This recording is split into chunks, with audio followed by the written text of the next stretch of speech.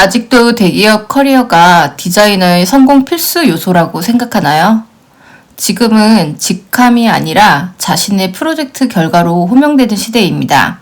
오늘 영상에서는 에이전시 7년차 저희 제자가 대기업 대신에 자신의 이름으로 프로젝트를 수주해 급여 외의 소득을 2배로 키운 과정에 대해서 이야기를 하겠습니다. 7년 전에 제 수업을 들었던 학생에서 오랜만에 연락이 왔어요. 디자인 에이전시에서 7년 차이고 그동안 이직도 없이 정말 성실하게 일을 해왔더라고요. 이제 다음 단계로 대기업 이직 점프를 고민 중이라고 했습니다. 그런데 채용 자체가 드물어서 지원할 곳조차 많지 않다고 했습니다. 그래서 제가 먼저 물어봤어요.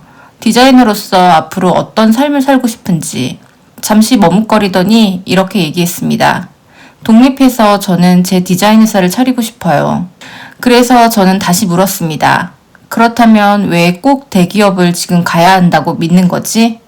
그 학생은 대기업 커리어가 있어야지 나중에 회사를 운영하거나 어디 가서 자신의 커리어를 이야기할 때 도움이 된다고 믿고 있었습니다. 불과 얼마 전까지만 하더라도 에이전시에서 대기업으로 옮기는 것이 디자이너의 통과 의례처럼 여겨졌습니다. 에이전시에서 경력 몇 년을 쌓고 대기업 점프를 하고 명함을 받고 이런 공식이 있었죠. 그 과정을 통과하면 자신의 커리어가 한 단계 올라간다고 믿었습니다. 하지만 지금은 다릅니다. 먼저 대기업 채용 자체가 드뭅니다.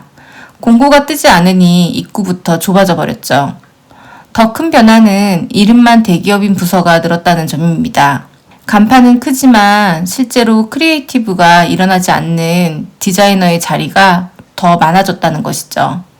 반복 업무의 하청, 유지보수형 태스크가 대부분인 팀으로 이동을 하면 겉으로는 이직에 성공한 것처럼 보여도 크리에이티브 근육과 문제 해결 능력은 빠르게 무뎌집니다. 그래서 이직의 기준은 회사 이름이 아니라 일의 성질이어야 합니다. 문제를 정의하고 가설을 세우고 디자인으로 해결을 시도하는 디자인 센터나 문제 정의가 가능한 팀이 아니면 간판은 남고 역량은 지는 역전이 벌어집니다. 결론적으로 문제는 개인 역량의 부족이 아니라 채용 환경의 구조가 바뀌었다는 데 있습니다. 무겁던 기업의 규모가 가벼운 단위로 쪼개지고 더 빠르게 전환되는 흐름, 이른바 경량 문명이 이 현업을 뒤흔들었습니다. 예전에는 한 팀에서 길게 붙잡았던 일을 이제는 AI와 자동화가 상시 동료가 되어 작은 태스크의 연쇄로 처리를 합니다. 같은 산출물을 내는데 사람은 적게 들고 남은 인력은 문제 정의, 의사결정, 최종 품질에 집중합니다. 이 때문에 여러 산업에서 신규와 경력 채용 공고 자체가 눈에 띄게 감소를 하고 있습니다. 이런 구조에서는 과거에서처럼 좋은 타이틀로 점프하는 방식이 더 이상 확실한 보증서가 되지 않습니다. 간판이 커도 그 자리에서 크리에이티브가 일어나지 않으면 경력의 밀도는 빠르게 희미해집니다. 반대로 지금 통용되는 건 작동하는 증거입니다.